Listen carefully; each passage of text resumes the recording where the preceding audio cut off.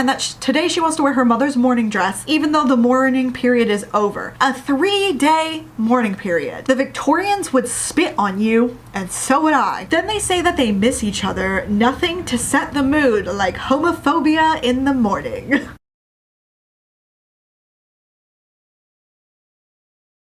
Hi everybody, welcome back to my channel. My name is Shelby and this is Shelby Reads. For those of you who are new to my channel, I am a femme for butch lesbian and a dedicated goth. You're like, Shelby, you're wearing white. It's a Scream t-shirt. You just can't see it. Please don't forget to like, comment, subscribe. It really helps the channel. It's totally free and you can see everything about Sapphic books that we talk about. Today we're going to be talking about Reign of Secrets by L.L. Hunter. It is a young adult fantasy novella. It is in a series called The Midnight Ball. It is the first book in the series. The tagline before the story says, "At the midnight ball, leave your inhibitions at the door, ... You heard them, release your inhibitions. Feel the rain on your skin." We also get a map, which is always pretty nice in fantasy. I appreciate it. I have a hard time imagining where you guys are talking about, okay?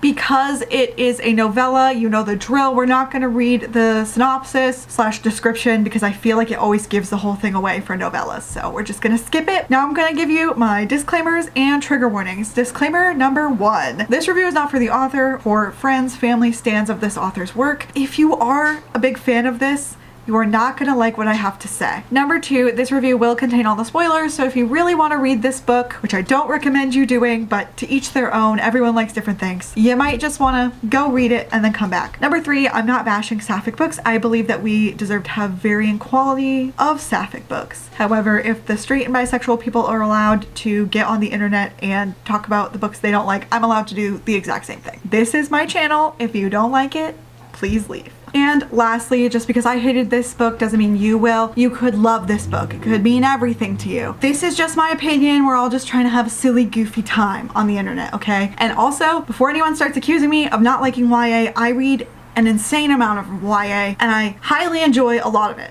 Okay, here are the trigger warnings provided by Storygraph and provided by me. Biphobia, death, homophobia, misogyny, sexual content, toxic relationship violence, xenophobia, blood, religious bigotry, death of a parent, murder, lesbophobia, alcohol, and animal cruelty. Chapter 1. So we start chapter 1 with a very inaccurate scene of a corset being put on. Disclaimer, I know that this is a fantasy and it is not meant to be a historically accurate work, but there are hundreds of these scenes floating around in fiction, including Bridgerton in the first season, season 1. There's a scene like that. I just want to put out there that the undergarments of the 17, 18, early 1900s were not as restrictive as we have been led to believe. It doesn't make a whole lot of sense for it to be that restrictive, but whatever. We meet our main character, Grace, a princess and the future queen of Sidlandia. Spelt funny, so if you see me looking at my notes, that's why I keep doing it. It's spelt weird.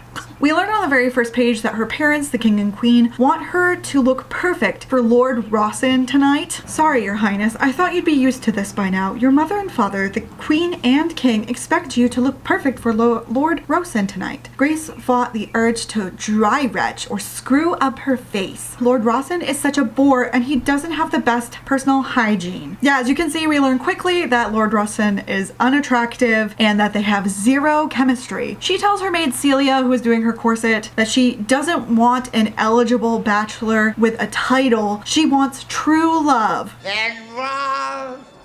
True love. She's 17, so I cannot blame her for this, but it is a really tired trope at this point, isn't it? We also learn that Grace hates having Celia as her maid. Okay, wipe your own ass then. I cannot find it within me to have empathy for these out of touch rich people. I cannot. While Celia goes to get her dress, she remembers that her mother keeps saying that if she's not married, barefoot and pregnant by 21, then their whole family is doomed. This mom is more stressed out than Henry VIII, starting with wife number 3, Jane Seymour, okay? We also learn very quickly that Grace is bisexual. I'm just putting it out there. Celia is back and tells her to stop daydreaming because the guests are arriving. Grace asks her if if it's a masquerade ball this time. And this just felt like a lazy way to tell the reader when, by all accounts, Grace should already know what kind of ball it is, but it isn't. The masquerade is next month. This one is supposed to be celebrating her impending engagement to Lord Rawson. We also learned that she loves wearing masks, so she definitely should have been keeping tabs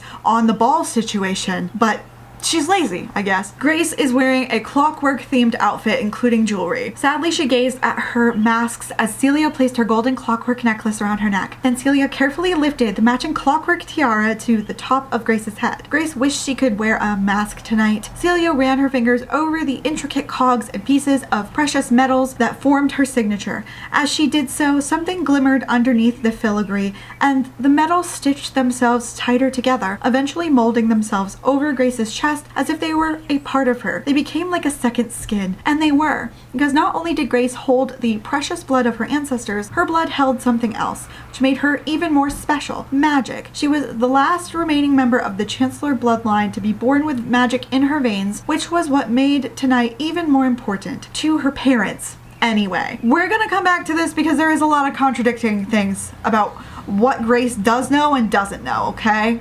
But also, did you just have to drop all of this on us at once? It feels like no one has been trying lately to come up with a more interesting way to give the reader important information lately. But Grace scoffs at Celia over saying Lord Rawson's name, so Celia spanks her twice. I do not support physical punishments. I think it's wrong, but like, if you're gonna do it, you gotta like do it, right? Like, you gotta commit. Grace also compares the court to a bunch of vultures before her grand entrance, which is rude because vultures are the garbage man of nature. Can you break down diseases, Grace? I think not. And I bet you don't even have a scooped tongue like a turkey vulture either. Disgraceful. She's announced, then she asks the guests how they're doing, and I don't really know why a princess would care. Is it polite? Sure, I guess, but is it like court protocol? I don't think so. She now just has to dance with Lord Rawson before she is free to party. She goes to grab some champagne, and her friend Eddie shows up and asks if she should be doing that. Eddie, what are you doing here? Grace threw her arm around his neck. He had grown taller since she had seen him last. Since she had last seen him. I'm helping with the food tonight. He then stepped back, pushing his floppy light brown hair over his eyes. He wore his usual brown waistcoat over a white long sleeve shirt and brown pants. She looked down at his shoes. As usual, they were covered in flour. And are you sure you should be doing that? Wait, what the fuck? Okay, I'm confused now because he asked her before I started the paragraphs we were reading,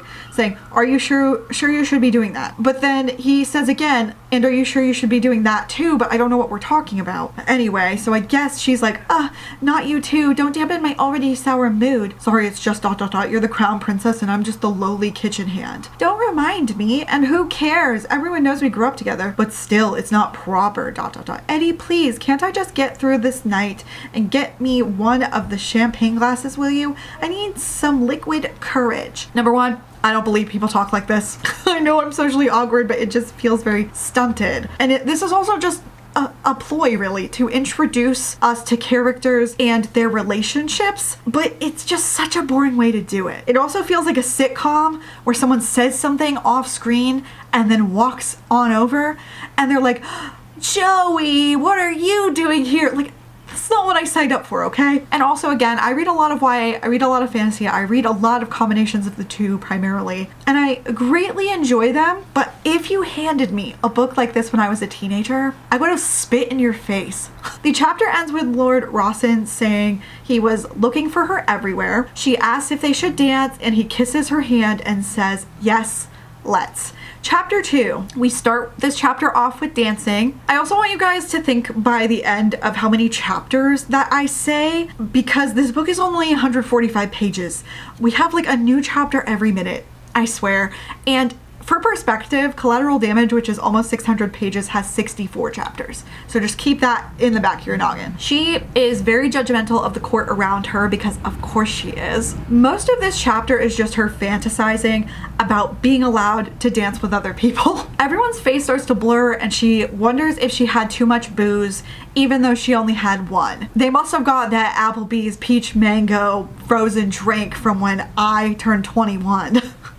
and I had it on my 21st birthday and then I threw up. But I have never drank very much, so that's probably the problem. Also, I missed that one. Applebee's, bring it back. God. Lord Rawson asks if she's okay. She says that she's suddenly not feeling well and he offers to take her to the chaise lounge, but she wants to lay down in her room. But the room starts to spin and she falls. Lord Rawson tries to help her, getting some men to help get her to her room. But as they're carrying her out, there is a woman in a tux with a top hat that catches her eye, and this woman winks at her before disappearing into the darkness. And then Grace passes out. Page break. She wakes up in a room that is not hers, and she's not in her dress anymore. She's in her undergarments, and someone comes in with a tray with breakfast on it and says, "Oh good, my boss was wondering when you were gonna wake up." And this servant girl tells her that she's in Rawson Tower in the private suite of her boss. Grace starts freaking out and asks who this girl's boss is and who undressed her. The girl does not tell her who her boss is, but the maids took off her clothes because they were worried she couldn't breathe with the corset. Again, the corset nonsense is one of my biggest pet peeves, and we'll get there when it's explained why they took off her clothes, but like, again, like, she's in her undergarments, right? So I'm assuming they mean like a chemise or something. However, stays and corsets are part of the undergarments. So, also Regency women didn't wear underwear for a hot minute. Interesting fact. But the maid is going to get her boss now. Grace doesn't start snooping around immediately because she's too interested in breakfast, but she then complains in her head that it's not as good as the breakfast she has at home. Oh, look at Mr. Moneybags over here. And there's way too much breakfast talk, like it goes on for paragraphs. No more egg talk. Yes, more egg talk. Eggs. Like I counted, it's 4 paragraphs about breakfast. Why are we doing this? But she's interrupted by the most beautiful woman she's ever seen. Oh, brother, this guy stinks! I'm tired. I miss Gideon Nav describing Harrowhark as a desiccated mummy of hate, and I ship the hell out of them. Also, just because you're saying she's beautiful, it doesn't really mean much of anything. What does she look like? I don't really know. The woman says that she was found near her rooms, and it finally clicks for Grace that Lord Rawson equals the name of Rawson Tower, duh. And this woman is Madison Rawson, Maddie for short. But she says that she's the leader of this kingdom and the owner of Rawson Tower. Who are you? I'm Pam. Who are you? I'm the owner of this house. Maddie says that it's a common name, but Grace is suspicious of her. Grace then asks where she is and then clarifies which kingdom am I in. And Maddie tells her that the kingdom is called Kanika. Grace is bad at being the heir to the throne and doesn't know where that is. We're gonna go over this some more too. Only that she remembers some kind of controversy. Grace asks how far that is from her home and that she's not sure what happened last night. Maddie tells her to get dressed and they can look at the maps of the kingdoms, but Maddie is acting like she doesn't know where Grace's kingdom is. Like she wasn't obviously that woman in the top hat and the tux from the party. Like, we're not stupid.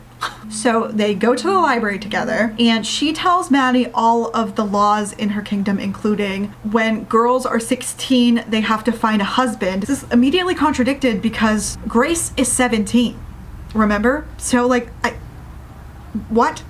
And the husband has to pay a bride price, and it's always been this way. She also tells us that homosexuality is illegal and punishable by death, but for some of the lesser offenses, you can just have your titles and lands and stuff stripped away from you. My biggest gripe, personally, like it's a pet peeve of mine when they add homophobia to a fantasy world as just an obstacle to love and there's no real deeper commentary or meaning. I hate that. Like, I've read plenty where homophobia is in fantasy and I didn't hate it, but this is just not one of those. It really feels shallow because Maddie immediately tells her that that's outdated and inhumane. Yeah, no shit, honey. Grace asks how Kanika is different and Maddie tells her she wants to show her. Grace says though that she needs to be getting home because her parents will be worried about her. Maddie makes her a deal: come with me to the midnight ball tonight, and if you want to go home, I'll take you home. Grace doesn't exactly say yes, but Maddie takes her hand to show her the kingdom. How big is this kingdom? I don't know. Grace isn't sure what's happening to her, but she feels freer. Don't you get tired of this stuff being instant? I'm exhausted.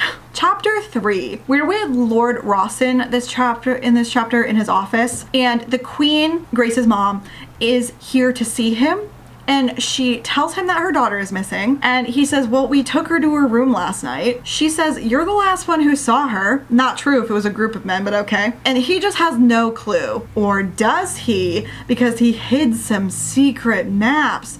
Could you be any more obvious, author? Also, you're not supposed to be here. The author thing is a bit. Get out. Also, do a lot of people think teenagers are just stupid? Because they're not. The Hunger Games books are YA. The Midnight Lie by Marie Rutkowski is YA. Read that, by the way. He offers to help with the search, but the queen says, nah, she's just spirited. She runs off. She'll be back. The queen sees something on his desk and asks if it's his new project. He nervously says yes. Then the queen is out of here. He didn't need any more distractions. If he and his family were to overthrow the present rules and break open the border of all the kingdoms, merging them, then he couldn't let the current monarchy know of his plans. He did know where Grace was. It was his doing. She was the pawn in his game, and he was determined, with the help of his sister, that she would play her part. So what you're describing is actually imperialism. I understand that these people are homophobes, but you can't just create an empire by force. What are we talking about? And also, thank you for dropping everyone's motivations within the first 3 chapters. Thanks so much. It wasn't boring at all. Chapter 4, Grace is with Maddie in the Library of Secrets. Are you people stupid? Why would you label your secrets as secrets? Grace asks why it's called that, and Maddie explains the obvious. It's just a gossip stack for all the other countries' secrets. Grace wants to know what her parents are hiding from her, and Maddie is very excited about this. Hey girl, hey, why aren't you freaking the hell out that somebody from another kingdom clearly kidnapped you and again took you to a completely different country? Why are you believing everything this girl says? You are a politician's wet dream. But Maddie brings out a map of the entire continent and we get a lore dump. There were the 7 kingdoms of our room. 4 on the mainland with 2 smaller islands to the west, all laid out in one giant map on the floor. The bookshelves were arranged as the borders between the kingdoms, and at the angle, Grace could finally see where her kingdom of Cidlandia lay in regards to Kanika, where she was now. Cidlandia lay to the east on the coast, and Kanika was on the west coast. To the left of Kanika lay the Isle of Cogs, a small circular island, and the desolate plains filled with the snowy peaks to the north in a kingdom called Altera. These mountain peaks gave way to a desert to the northeast. There was a river connecting Kanika with Cidlandia, the River of Sorrow to the south. Grace was surprised that this river flowed into one of her favorite places in her home kingdom, the Ashen Lake in Cidlandia. Yes, I know where your home country is. You don't have to keep saying in Cidlandia. I got it. But my question is also, why doesn't Grace really know about any of this? Because for example, I'm going to be finishing with my book club the Ending Fire trilogy, which the first one is The Final Strife by Sarah El Arifi. There are very specific reasons as to why they think that other parts of the world just don't exist. They're gone. There's nothing. Grace, in contrast, has never really heard of most of this for not really any good reason. But don't worry, she wants to confront them as soon as she gets back. They leave the library immediately after that, so I don't really understand what the point of it was. I get it, they saw the map, whoa. Even though Grace knows confronting her parents is important, she wants to see this country and dance at the midnight ball. Why? Couldn't tell you. We then learn about how their magical carriages work. I think some other questions I had during this book are more important to explain than this, but it's basically clockwork and magic, and they can use blood so that only their blood can call it. Grace is amazed and excited, and this is kind of making me miss characters that are reluctant to trust anything. Katniss, where are you? Butch Femme, Katniss, Peeta, save us. Maddie smiled at Grace. Grace smiled back and her heart fluttered. She looked down on the seat between them where Maddie's hand lay and reached out ever so slightly to touch her fingers to Maddie's. Maddie gasped and leaned over closer to Grace when all of a sudden the magic carriage came to a stop and the girls went flying forward. They landed in a heap of twisted limbs, Grace laying on top of Maddie. If I have to read another Insta-love soon, I think I'm just gonna lose it. I'm not even joking. Chapter 5, Grace is thrilled that there's gonna be a feast, but she's hesitant about toasting with Maddie. So Maddie asks her what's wrong, and now after having very few questions, she now says she doesn't know how she got here and that the world is peculiar. But then Maddie is saying, hey, you could just stay here. But Grace is obviously worried about being the heir to the throne of her homeland. Yet we remember nothing that she actually liked about that. So Maddie keeps saying she's not keeping her here as a prisoner, but she should consider her offer of staying, and she just knows that Grace will change her mind. Grace partakes in some more underage drinking. I'm not a Puritan. I'm not saying it can't be in YA. I'm just noting it, okay? They apparently talk at dinner, but we don't get to see any of that. Right before getting ready, we learn that Maddie isn't a classist and she lets her servants wear fancy stuff. She says they're all treated equally, except that that can't be true based on my understanding of this place's government. We'll get to it. I literally read the book, so feels like twice or 3 times at this point. Grace wants to wear blue, but her mom doesn't let her. But Maddie says, your mother's not here. So she gets a midnight blue gown that she loves. And Grace also does some maladaptive daydreaming real quick. And Maddie's like, are you good? Grace sort of explains. So Maddie says, it doesn't just have to be in your dreams. And Grace kisses her. Wow.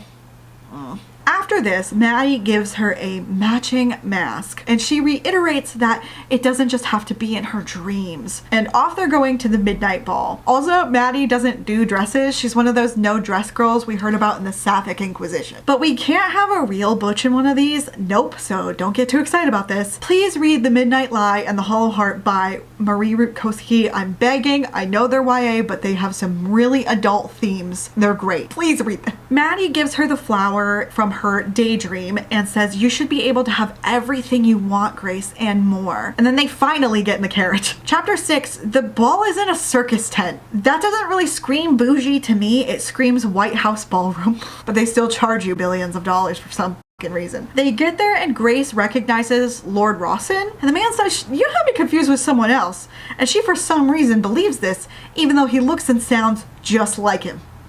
Page break. There's a sultry saxophone. Huzzah. We're now in Maddie's POV for some reason in the middle of this chapter, and as Grace is drinking, she sneaks back to talk to her brother, who was so clearly Lord Rawson it wasn't even funny. We learned that they spelled the wine, like enchanted it. They are clearly morally righteous in their fight to tell people the truth. Why they care this much about some faraway country is kind of beyond me. I'm not saying you can't care, but I don't know if I would go through all this trouble without a little bit better of a motive, just a little. They tell each other to keep up the good work before she goes back to Grace. And then we're on chapter 7. Grace wakes up in her own bed and is not as freaked out as she really should be. She thinks about this pretty briefly, and then her maid comes in telling her that there's a banquet with her parents to attend, and she thinks that she has forgotten she was a princess. You're just filled with duty for your country, huh? Aren't ya? She wants to wear dark colors but isn't allowed to until she gets married and coronated. My Google Doc says that's not the correct word, but that is the word they used. My Google Doc wanted it to be crowned. You get what I'm trying to say. Till she has her coronation. I don't know if that's correct, but Google doesn't think so. And she's off to the banquet hall. Her parents ask her if she's feeling better, and she thinks that this whole thing might have just been a dream, but it couldn't be, and that Lord Rawson is in on this somehow, and that he and Maddie have the same last name. Use your brain! Use your brain!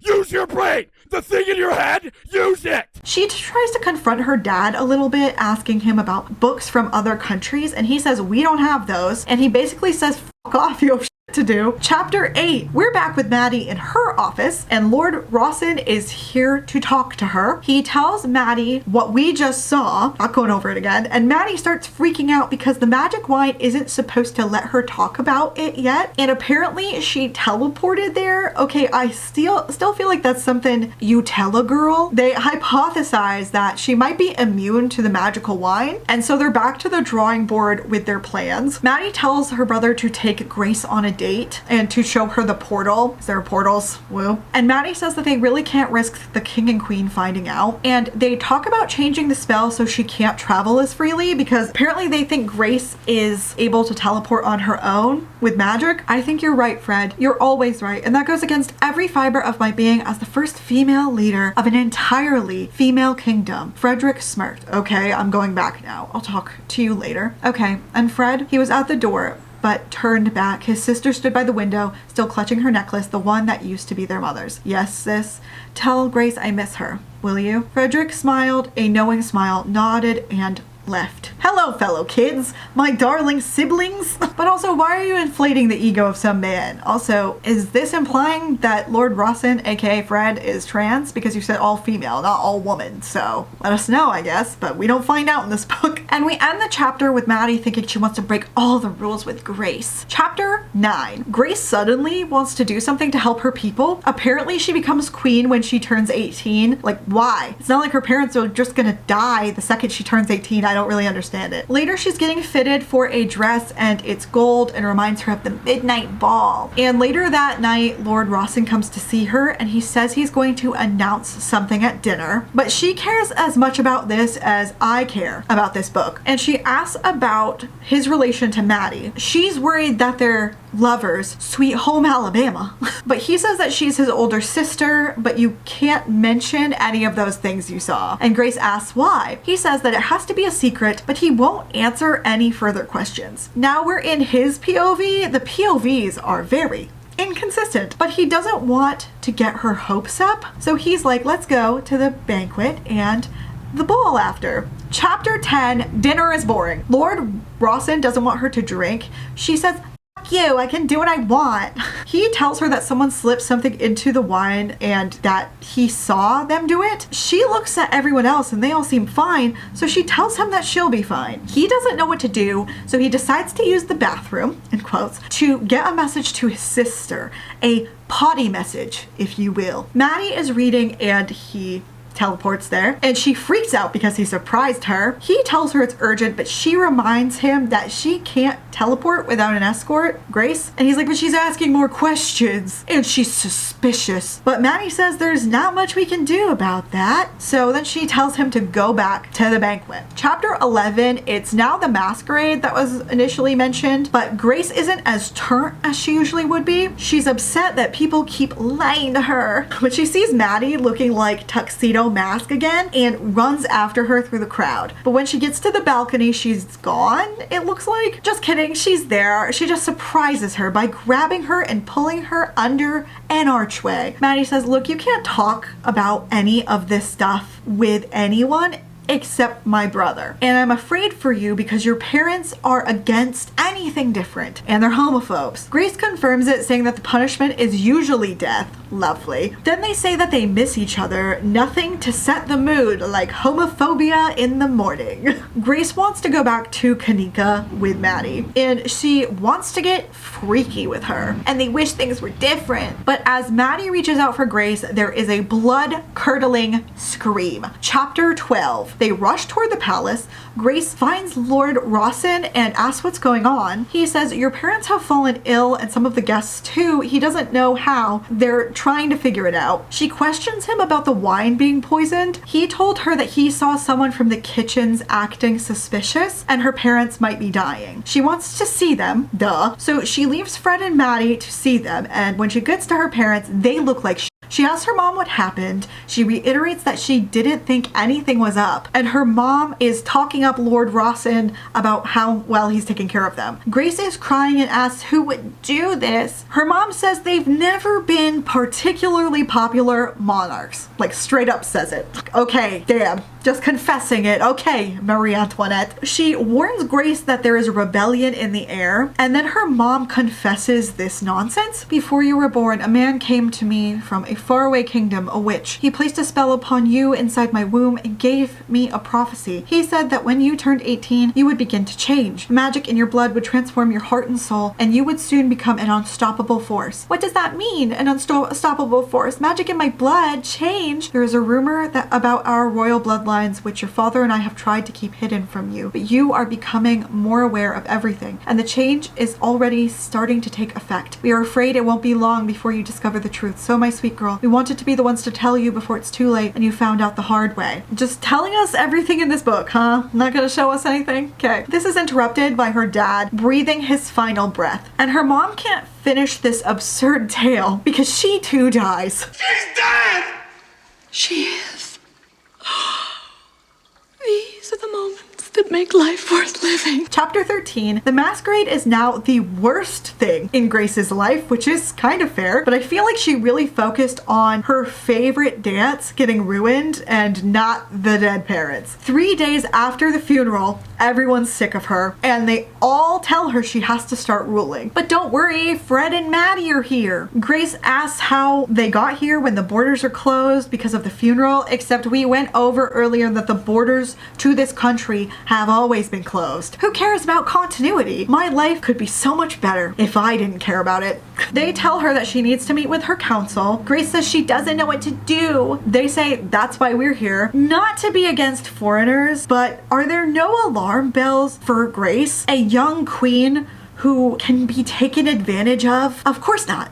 Maddie says that she can help her because she has experience with healing, and Grace finally realizes she can change the laws because she's the queen. Yeah, no honey. And then they pull a Becky, Michelle, and Anna. If you know my videos, you know.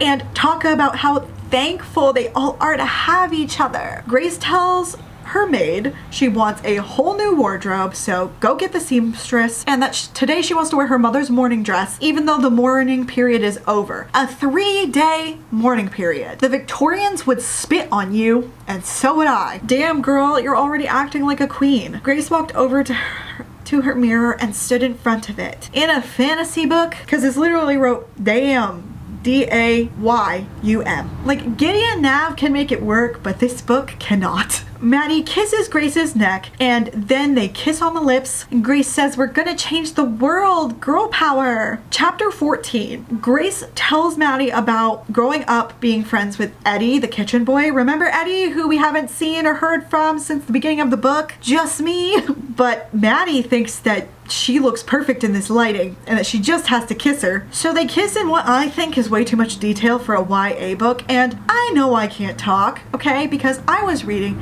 Interview with the Vampire when I was 12. But still, I don't want to hear about teenagers' tongues, and I don't think that's unpopular. And I think we also have to think about the fact that adults are the people who write this, not other teenagers. So they hear a loud noise, so they stop from going any further, and then they go into the vault to pick a crown for her, and they are gonna change some things around here. Chapter 15. They go to the council. They're misogynist immediately and tell her that that's her father's chair and women shouldn't be here. She reminds them that her parents are dead, and they're all upset about this. Maddie stands up and taps her cane loudly. I forgot she even had one. I don't even think she's disabled, which you can have it for vibes. I just didn't remember it, or I don't even think it was there, but I'm not going back again. Okay? I'm not. And Maddie says you will respect her, and she announces herself as Queen Grace's new advisor. Maddie and Grace then bring up changing some of the laws despite the council still kicking up a fuss, you know? Can you believe that we let men have our nuclear codes?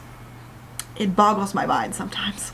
So the council pulls out the rule book and they say you can't abolish laws without a vote. And Grace says bet and says I can just change that too. And then the other law they want to get rid of is talking about other countries. They want to be able to spread more information about what's outside the kingdom, obviously. And she just ignores them the whole time and decides that it's done. Too bad, so sad. Get wrecked, bigots. We then see all 8 points of her new laws, but I'm not gonna bother you. You get the picture. Bigotry and prejudice are officially dead. Maddie congratulates her on her girl boss moment and asks what they're going to do about the council. Grace says, I'll deal with the patriarchy, but does she? No.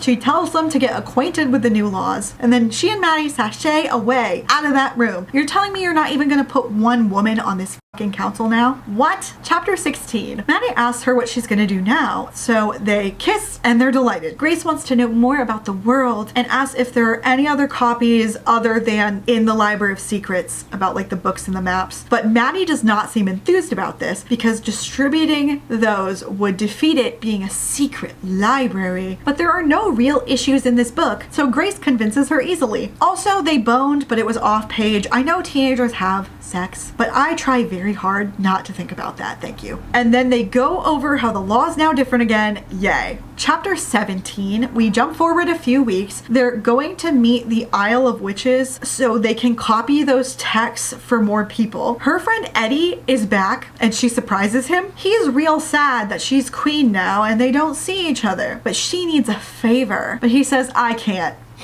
LOL.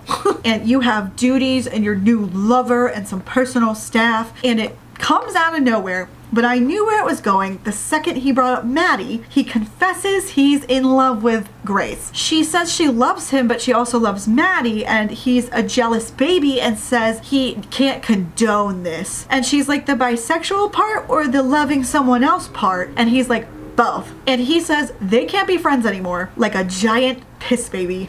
She tells him about the changed laws and says she's sorry she can't love him the way that he wants her to. And he's smart for once and he's just gonna move out of there tomorrow. But you know what? That's probably best for everybody. She feels all heartbroken about it, but I truly feel this came out of nowhere. Also, Eddie was not important enough of a character to do this with. She conveniently gets out of a very hard conversation with her parents because they just die, but we get to have it with a character who matters even less. Got it. Chapter 18, Grace is feeling very betrayed, but this doesn't matter to me because I don't care about these characters. Eddie is worth about as much to me as some dog shit on your shoe. But don't worry, she's getting some emotional support from her horse, Storm. I did not do 2 horse girl books in a row on purpose. I'm sorry. I promise. But if you thought Grace could be alone for more than a minute, boy, were you wrong. Because Maddie is here on her horse, Daffodil, and they tell each other they look great.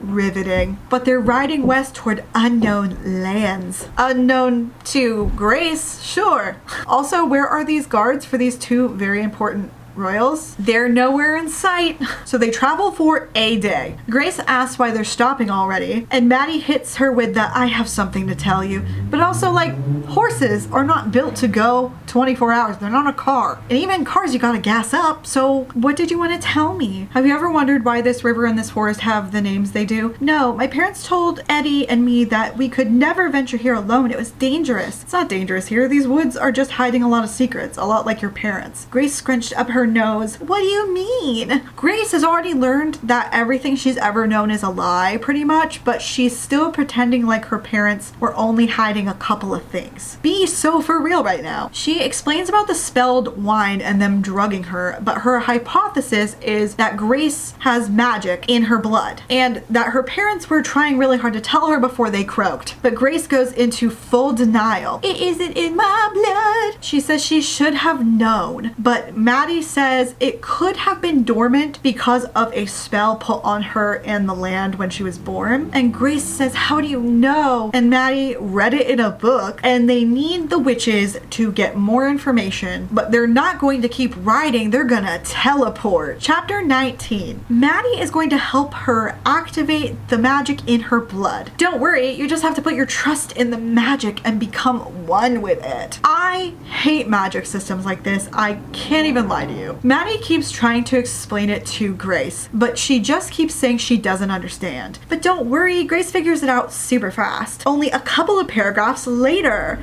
Isn't that so convenient? Grace asks one good question, which is why not teleport when we were at the palace? Maddie says they needed less distractions. Wade out into the shallows and close your eyes. Focus on the sound of the rushing water and of the birds in the trees and the breeze through the leaves. Focus on your blood. More importantly, the magic in your blood. Grace gingerly made her way out into the shallow waters near the riverbank until the water was up to her calves. She then closed her eyes and focused on the sounds around her and then her blood. Now imagine the magic is like liquid gold, like energy. Let it warm your core and then spread throughout your body, energizing you. Grace focused on the magic, and just as Maddie had said, she imagined it was like molten metal bubbling away inside her. She felt it grow hotter and hotter, and then it burst throughout her body, going from her limbs to her head and her fingers and toes. She cried out as golden sparks escaped her fingertips. I hate this very new age, almost like mindfulness approach to magic. I think it could be done in an interesting way, but it almost never is. Like, I think of Aang having to get in touch with a lot of the spirit stuff, and Korra having to get in touch with the spirit stuff from the Avatar, The Last Airbender series. But do we ever do it that way? No. But it doesn't even matter because they teleport and they land in some rocky terrain, and I just remembered the horses. You're just leaving the horses in the woods? You need to get booked and charged for animal cruelty before you can change the law. But they have landed in a desert there in Terra Noro. Grace brings up that they should have just ridden because she can't control her magic. I kind of agree because those horses are as good as dead. We learn that Terra Noro is surrounded by a magical ward made from rainbows. Taste the rainbow, motherfucker! And the wards probably messed up Grace's magic, hence why they landed here. I am once again asking what the rules of the magic are. I think a lot of people writing fantasy aren't thinking as hard about it as they should be. This place doesn't like visitors, so it's really stupid for them to land here, but these two don't have a lot of brain cells. The king is rumored to be a tyrant, but are we gonna get any meaningful conversations about how absolute monarchies are not good? Not really. Don't get your hopes up at any point. But they can't teleport because of the wards, so they have to go on foot through this kingdom so they can teleport again. And they have to pray that the king is in a good mood today. Do you think the king is just sitting in the center of town looking for strangers or what? Chapter 20. They're going into the oasis surrounding the palace. If this is in the middle of the desert though, how are you gonna just walk through the desert? We don't need to think about logistics though. Who thinks about logistics when reading? Just nerds, that's who. And then there's another protective ward, and Grace asks how many they need. Maddie says a lot apparently, but these people who are crazy about home security have something that alerts them to their presence and someone is coming. Maddie tells Grace to get behind her, and Grace does this, and it's unicorns. Unicorns are here. I have loved unicorns my whole life. Why do they have to be in terrible books and not good ones? Grace introduces herself and they're like, yeah, you're the queen with the magic. Sorry about your dead parents. We go over once again that her parents lied to her about what's out in the world. Again, how many times do we have to go over it? Also, I'm extra offended because I work with teenagers. Teenagers don't forget everything they read. What are you on about? They're going to get a ride from the unicorns to the palace, and the unicorn king is named King Noro. I think it's weird that the kingdom is called Terra Noro and then the king's name is the same as the last part of the kingdom name down to the spelling. It's a little odd. And they are like, hey, don't look directly at him and you'll know why when you get there. They need directions to the throne room, probably because they're too heavy and the unicorns did not travel the whole way with them. And there are guards there selling food, but they're only allowed to eat once a week if they meet their goals, which is up. Grace is sweet though and gives them some gold coins and gives a sanctimonious speech about how the king shouldn't treat people like this. Your parents were killing people for being gay. Maybe we shouldn't throw stones in glass houses. Maddie isn't sure she should have done that because it might have broken some law, but Grace doesn't care because she's lived a privileged life, obviously. Grace wishes she had a weapon, but she doesn't have to wish because Maddie just gives her one. So convenient. It's a gold knife. Okay.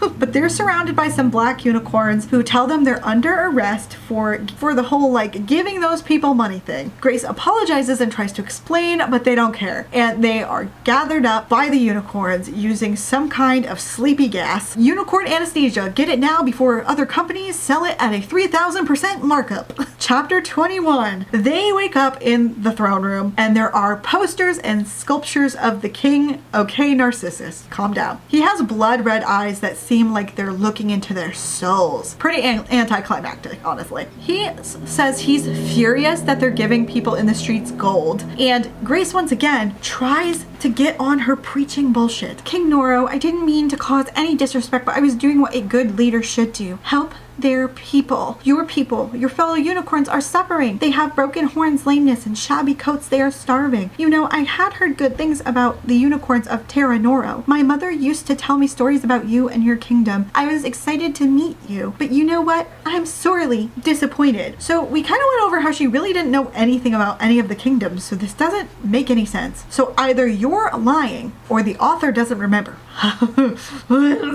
I'm sick of this. Sick of this. The unicorns start with the sleepy gas again, but Grace says, resist, Maddie. We cannot allow this so-called king to bully us and entrap us. You have not even a shred of self-preservation, and I don't know what to do with that. He gets angry, but don't worry. Grace just murders him. We're not worried about starting a war for some reason. Yay! And then his body turns into smoke and bones. Why? Because it's cool looking, obviously. Maddie grabs his horn out of the pile and then they're gonna just get out of here. When they go outside, there are a ton of unicorns thanking them for saving them, and the guards don't come after them, and they're let out of the city with help, you know? When they're dropped off, Grace apologizes for killing him, but they say it's all good because we're free now. Grace asks if they have a boat because she doesn't know if her magic will work here, but instead they get a sea dragon here to help them with a woman on its back. We're just dumping all kinds of magical creatures in here, but we're not making any of them cool. And this woman is stoked that the king is dead, and Grace doesn't know how she knows. But don't worry, the mystery lady says Maddie should have told you that gold is a conduit for magic, in that it was her magic, not the knife, that killed him. This woman introduces herself as Serena of the Sea, and the dragon is Naxos, her witch familiar, and now they're off to the Isle of Witches. Chapter 22. They're naturally worried about drowning because it's a sea dragon, but don't worry, there's a convenient fix for this too. Serena has a breathing underwater spell, and they're going into the sea. Into the sea, you and me. I'm goth, okay? I have to quote a goth song at least once in a while. They're watching the normal animals like sharks and stuff swimming underwater, and they're riding in awe. But Grace asks Maddie how she turned out like she did because she's a leader, basically a queen, and you do the library stuff. Maddie and Fred, we learned, didn't grow up as royalty. Their parents were not important people, according to them. But she doesn't tell her basically anything else. And now they're here already, the Isle of Witches. They're going to meet Queen Dana, and they're now kind of worried if the witches are going to be nice to them, and Serena promises that they will be, but we also should have thought about this earlier, I fear. They get off of the dragon and they're going to talk to the queen. Chapter 23. Grace is wondering about a prophecy that everyone is suddenly talking about. Of course there's a prophecy, why wouldn't there be? What was I thinking? What's lighting their way are spirits of the dead in shrunken form, trapped in jars. That's not worrying. We spend a lot of time comparing this to Grace's home, but I couldn't care less at 70% through this book, and also we didn't even learn that much about her home, so like until now, so I really don't care. We also didn't spend enough time there for me to care either. And they're introduced to Queen Dana. She invites them to eat with her. There's 12 other witches and the queen's fluffy cat, and they all love the cat. Grace tells her that her mom said that she has magic in her blood while she was dying, which is true. They just couldn't really tell her the whole thing because of the dying, you know? But the queen can sense her magic because everything has to be easy. There aren't any real struggles, just a sequence of events that we are supposed to think are hardship, but it never really is. But they have an oracle here who is even better at sensing magic, who can tell her more specifics. Grace then asks about the curse, but once again lies, saying that her mom told her all about that. I mean, Maddie told her more about it, I think, but whatever. Dana doesn't know, but she's like, we should ask Arabella, the oracle. The chapter ends with Maddie and Grace holding hands under the table. Young love. Chapter 24. After dinner, they go to their shared room, and Grace feels like this place is a bit eerie. But Maddie says they're just here to get info, get the things copied, and then leave. Maddie checks in with her because, you know, her parents are dead. Mega ultra dead. Grace says she doesn't know how she's doing because her parents sucked and they were tyrants, but she misses them. And her BFF Eddie isn't talking to her. I don't think Eddie matters, but bisexuals do be loving men for whatever reason. But Maddie says she will always be here for her. You'll feel better in the morning. Ah yes, a good night's sleep stops people from being orphans. How did I not realize? Maddie tries to shoot her shot, but she doesn't want to have her way with her because there's witches everywhere and Grace is upset. It's the bare minimum, but okay. But Grace says, I want to, and tomorrow could be bad. We thankfully don't have to see any of the sex that happens, thank fuck. They meet up with Queen Dana and Arabella the Oracle. We learn witches draw their power from the earth. Do I care? No. Also, Arabella works at a carnival. Grace almost spills the secret about the midnight ball because she's like, this looks just like that, because she's stupid. They're finally going to talk to Arabella and she takes payment in secrets only because secrets pay for groceries and pet food. Arabella has an eyeball tied to a piece of leather from her first kill. It's from the person who she loved the most. What a horrifying thing to put in a YA book. Not that it can't be done. It just felt so out of place because this has felt like a Disney's Descendants world. Arabella proves to them that the tea is safe to drink, and if you didn't wear your eyeball out and about for everyone to see, you might not have to prove that to people. And also, these girls are stupid, so you probably didn't have to do that anyway. They show her their tea leaves, but the tea is making them feel funny. Arabella tells them to release their inhibitions to her. Feel the rain on your skin.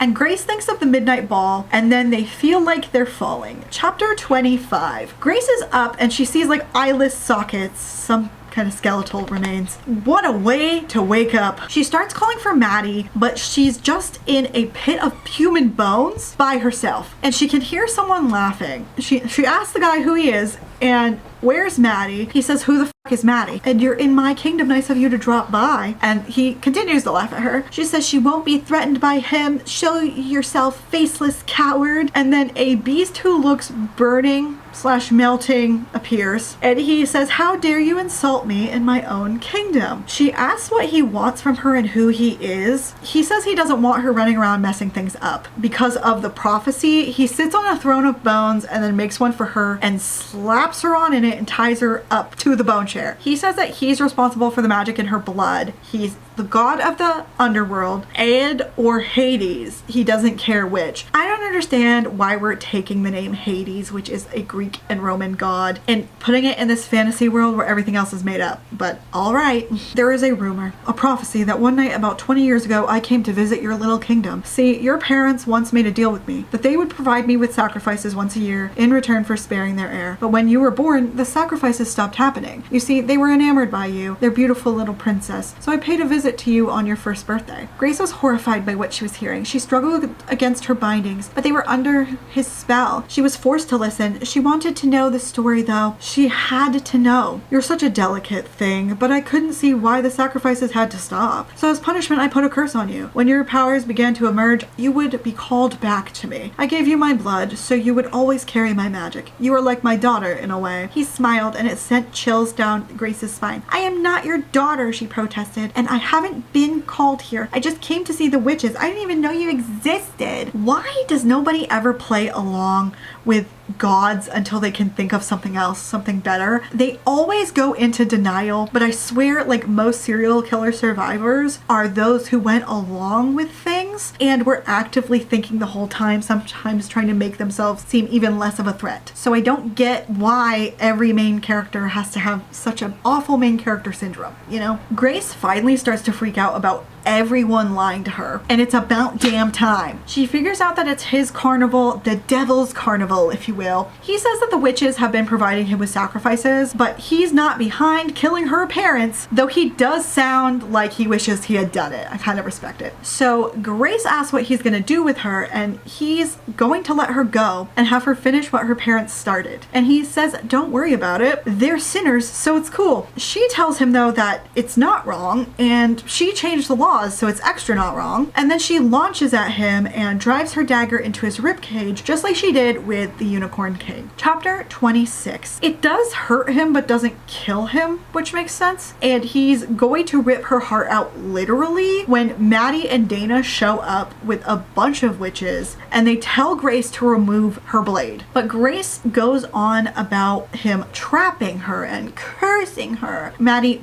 begs her to remove the blade because he is the source of the witch's power for the entire kingdom. Grace says, no, he's a lying son of a who did all those bad things. Maddie says, I know, but you will destroy the world if you do this. And then Grace is terrified. She says, okay, because Maddie also looks terrified. And she yanks it free. They grab Maddie and they teleport out of here. And then they're back in the Library of Secrets. Maddie asks why she did that. And Grace misunderstands that it was about the teleporting. Maddie then clarifies, why did you try to kill the god of the underworld? And Grace says, he lied to me. I didn't know that was an offense punishable by death. Elementary school students are really gonna be in short supply pretty soon. Grace starts freaking out about her parents killing the tailor in town who was a good person, and he was killed because he married a man in secret. We haven't heard about him, and I would think that he would be a very important motivator, but no.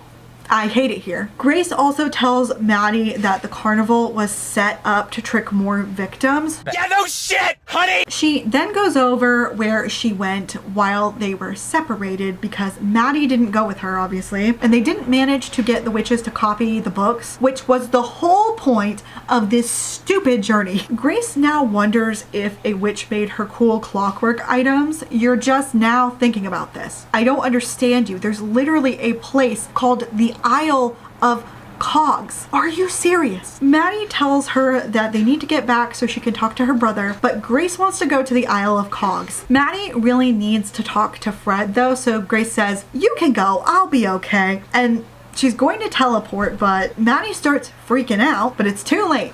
Grace is teleporting. She's out of here. Chapter 27. We're now with Maddie for some reason, and she's freaking out even more. She thinks that now they're in grave danger, but the plan stays the same. She's going to see her brother anyway. Maddie gets there and starts telling Fred that they have a big ass problem, and she just repeats all the stuff about the problem. I'm not gonna repeat that to you. And Maddie seems mainly worried about the midnight ball. Fred says they're going to sacrifice some more people to aid, and you need to help the balance, Maddie. But the wards are up, so Fred tells her to find something with Grace's blood on it. My guy, where is she gonna find that? She's gonna steal some period napkins or what? But wait, don't worry, she has a bloody Grace hanky in her pocket because everything is easy. No problems for these characters. Also, I want to show you my hanky. Hold on. Okay, so I have a cute little like bone clip to like hook it to things. It has like a, you know, one of those hooky things, and then we're gonna unfold it. It says, crows before bros, support your local murder, and then there's a bunch of crows on it. Yay. My therapist wanted me to get it because crying is like really uncomfortable for me with my autism. Very, very sensorily awful. So I don't like tissues. They feel really scratchy on my under eye, so I bought this and I love him. Chapter 28. Grace is there and she feels the magic around her. I can feel you all around me, thickening the air I'm breathing.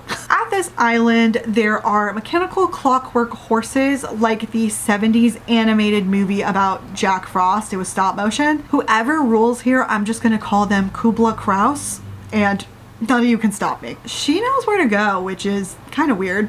But she goes into a tavern and the guy at the bar knows that she's the hidden heir immediately, which is not something we readers knew about, but he knows because she's wearing the crown that she's supposed to wear. Well, then legend has it the god of the underworld paid the king and queen of Sidlandia a visit while they were pregnant with their firstborn. He was displeased with their failure to provide him with sacrifices as promised, so he put a curse on them and their unborn child, but that's not all he did. What do you mean? He told me he gave me his blood, and when I come into my power, I will go searching for him. The man now looked like he was about to pass out. One moment, Your Majesty, I believe there's someone who can tell you the story better than I can. Please have a drink on us, anything you like. Why can't you just tell the story? You clearly want to. I'm so sick of this. Like, author, why are you prolonging my suffering? huh? But they have her drink some champagne and she drinks it because she has learned nothing about drinks getting drugged. And then she passes out again because it's the only way things happen in this fucking book. When she wakes up, she sees a woman who looks just like her mother. It's her aunt. Wow. And she and her aunt are leaving together to talk about some things. Chapter 29, they get into a carriage. Her aunt is consoling her about her dead parents. Grace says that Fred and Maddie Rawson have been helping her, and her aunt is worried about this. And she tells Grace you can't trust them. And she tells Grace that it's rumored they made a deal with Ed, the god of the dead. But does Grace believe her? Nope. She says she'll believe it when she sees it. Her aunt tells her that she just doesn't want her to get hurt. And then they're at their destination, Mr. Kagumi's Imaginarium. Let's go meet him. But Maddie is hot on their trail. Don't you worry about that. Chapter 30. It is beautiful in the Imaginarium. Think lots of clocks and all that. I'm not going into it. Mr. Kagumi has been waiting for Grace. Yay. We learn that her clockwork is infused with soul magic. What is up with the magic in this story? I don't know. They learn that she thought her magic came from the underworld, and they are both alarmed by this. So they're going down the stairs to the basement. Maddie is walking through the front door with a silver dagger, like not that far behind them. But now we're in his workshop, and there's a tiny clockwork kitten that he gives her. I can't remember if I told you guys this, but the clockwork animals do seem to actually be alive. But this is interrupted by him knowing that there's an intruder. Aunt Agatha from Agatha All Along helps shield Grace too. And here Grace learns that her dagger is not a conduit, it's an amulet, and it's not of this world. And Grace is flabbergasted. Is she still excited to see Maddie when Maddie appears on the stairs? Yes, like an idiot. Grace tries to tell them that Maddie is safe, but they do not agree. Maddie complains about the number of wards around here. Agatha says, yeah, they're supposed to keep gods and goddesses like you out. And Grace's flabber is still gasted. Agatha accuses her, Maddie, of being the daughter of Ed. Maddie denies this and says she's human and that she and Grace need to get out of here because Ed wants his revenge. Grace finally doesn't know who to believe, but before she can decide, Maddie grabs her and pulls her through a portal. Chapter 31. They're in a ballroom now because they're back at the midnight ball. Maddie reminds her while they're now hanging out that they were lying and that she barely even knows them, which would be a good point, but she barely knows you too, so. And by they, I mean the aunt and Mr. Kagumi. Grace now feels very torn between love and family. What do you love about her? I'm not sure I know. But Maddie disappears and now Grace has to look for her. But Ed is here now, yay! Fred shows up and says that Ed wants his family reunited. And we learn that Fred and therefore Maddie are his kids. And Maddie comes up and admits to and agrees with him, yeah. And Grace says, you're not my family. It's then revealed that the borders were closed to keep Ed out to protect Grace. But they're homophobes, so they're still getting no points from me. Grace finally starts freaking out, saying that Maddie lied to her. Maddie says not everything was a lie. Then we basically get this scene. You lied to me! I did. You poisoned me! You told me you loved me! I do. Maddie says that she loves her, and now Grace can be her queen of midnight. Grace says she's no one's queen, which is inaccurate. You're the queen of an entire kingdom. And then Grace is running away. She gets to a portal and Maddie yells no with Fred and Ed not far behind. But Grace jumps through the portal and that's the end of book 1. Conclusion. This book had too much and not enough. I didn't feel like there were actually any real hardships overall. I feel like they were just short detours. I don't think that there was really any attempt to actually get us to like the characters. And being with a protagonist who is this profoundly stupid is agony. I gave this book 3/4 of a star, tying it with Tris 6 Venom. If you guys want me to continue with this series, let me know. If you guys want me to continue with any series, please let me know. Don't forget to comment what you thought about this book, and please don't forget to like, comment, and subscribe. It really helps the channel and it's totally free. And if you have bad Sapphic books to suggest, I have a Google form in the description box where you can submit them.